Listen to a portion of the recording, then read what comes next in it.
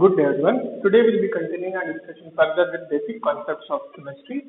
In the previous class, we were discussing how to calculate empirical formula of a compound. Today we will see how to calculate molecular formula of a compound.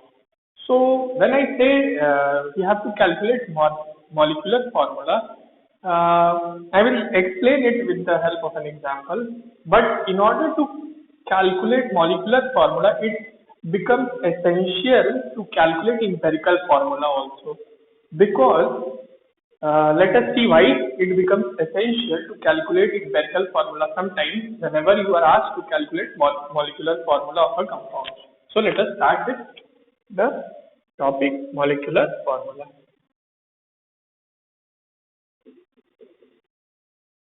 The relation between molecular formula and empirical formula is such that molecular formula of a compound molecular formula of a compound is equal to its empirical formula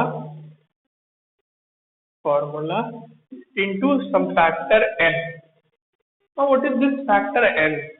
As we have discussed that empirical formula contains the ratio of the element, or empirical formula shows the simplest whole number ratio between the atoms or between the elements present in a compound.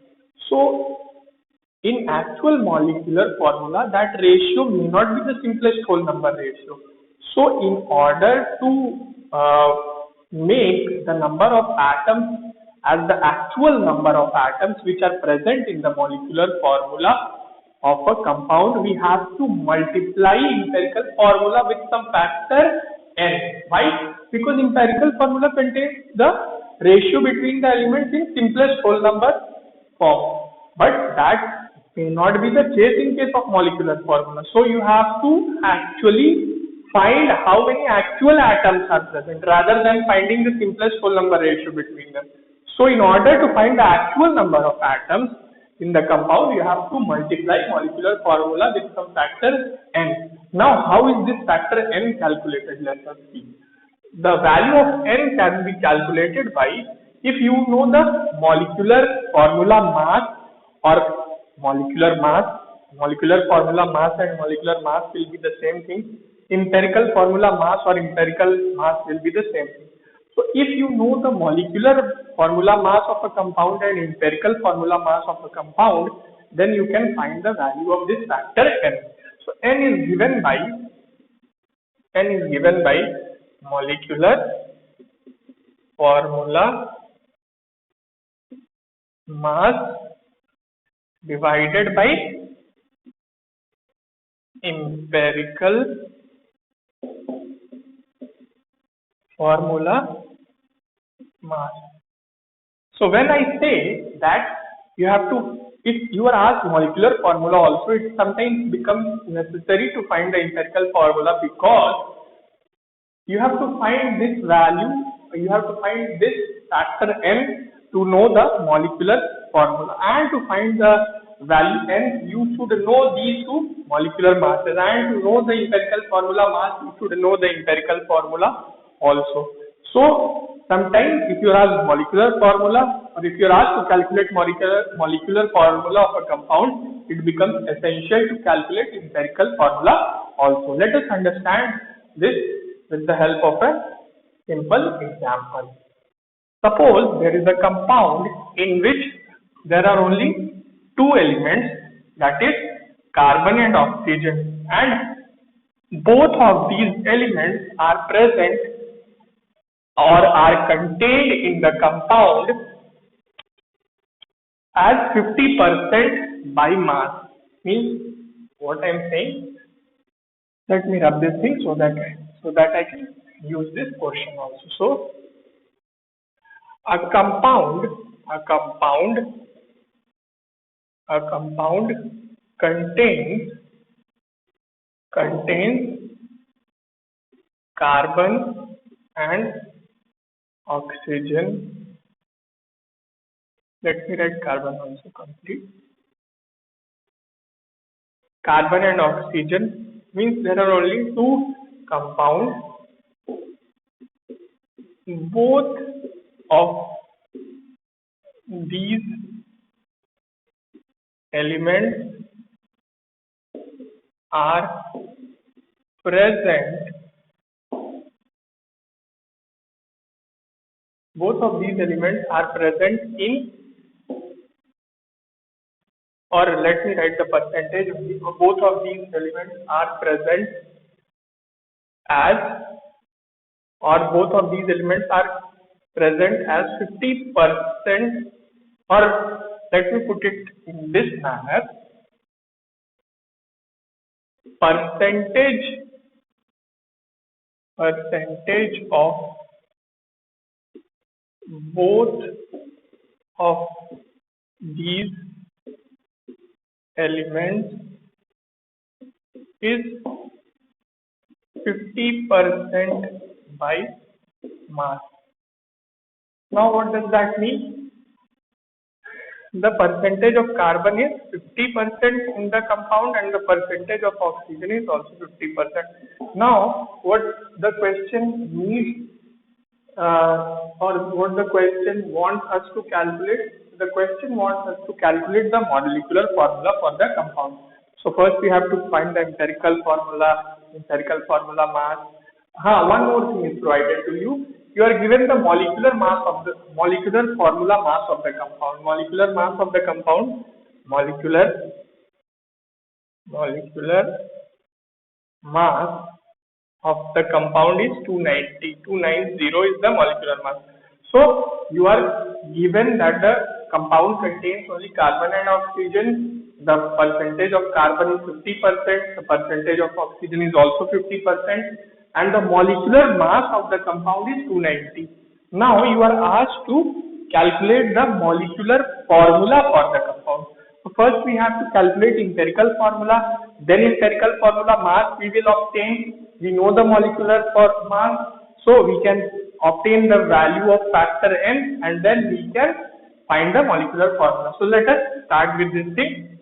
So kindly copy this. This is the molecular mass which is given as additional data in the question. So let us start. So we will solve this also in tabular form so that it becomes easier for you. So first we will write the element, then its percentage composition, then its atomic mass. So the first thing is the element, then its percentage, then its atomic mass, then atomic ratio, then simplest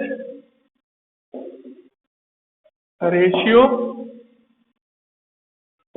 So first the element is carbon, its percentage is 50, atomic mass of carbon is 12. So atomic ratio is calculated how? By dividing percentage by the atomic mass. Similarly, second element is oxygen, its percentage is also 50, its atomic mass is 16 and its atomic ratio will be calculated by dividing its percentage by the atomic mass. So this will come out to be approximately 4.166. This will come out to be 3.125. Kindly calculate this for yourself. So now we have got the atomic ratio. Now what we will do, to obtain simplest ratio, we will select the smallest atomic ratio out of the two, and we will divide all the atomic ratios by that smallest atomic ratio. So 3.125 is the smallest, so we will divide both of them by 3.125. So 3.125, 4.166 divided by 3.125 and 3.125 divided by 3.125. The simplest ratio comes out to be 1 and this will come out to be approximately 1.33. So now this is the simplest ratio between what? Carbon and oxygen, but this is not the simplest whole number ratio. But we have to find the simplest whole number ratio in order to get what? In order to get empirical formula. So if we multiply both of these by 3, we will get simplest whole number ratio. Roughly it will come around 4 and it will be 3. So the simplest whole number ratio will be how much? It will be approximately 4. Approximately 4 it will be, and it will be 3. So the simplest whole number ratio between carbon and oxygen is 3:4. So now we can write the empirical formula for this compound, and the empirical formula for this compound will be what? Empirical formula for this compound will be carbon and oxygen in the ratio 3:4. So carbon, oxygen 4:3. So the empirical formula will be C4O3. Now we know the empirical formula. Can we calculate the empirical formula mass? Empirical formula mass. Empirical formula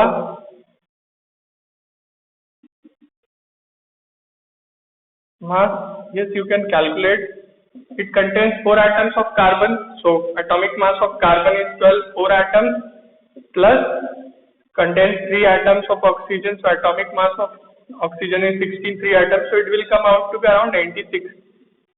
Now we know the empirical formula mass. We have been provided the molecular formula mass in the question itself. So we can calculate that N. So N will be how much? N will be how much? And that factor will come out to be molecular formula mass, which is provided in the question, 290 by the empirical formula mass, which is 96. So it will come out to be approximately 3. It will come out to be approximately 3. This will not be the exact value, but approx, you can take it as 3. Now we know the empirical formula. We know the N. So molecular formula will be what? Molecular formula will be what? N into empirical formula. So N is 3, and just now we calculated the empirical formula, which was C4O3. So a molecular formula will be how much? Each of the atoms will be multiplied with 3. So the molecular formula for the compound comes out to be C12O9. So this is the actual molecular formula of the compound. So this way you can calculate the molecular formula of any compound if you are given the percentage composition of that compound. First you have to calculate empirical formula, then empirical formula mass. You should also be provided with the molecular formula to calculate this value N. So kindly solve some of these questions from the textbook. We'll keep it till here only today. We'll continue further in the next class. Thank you so much.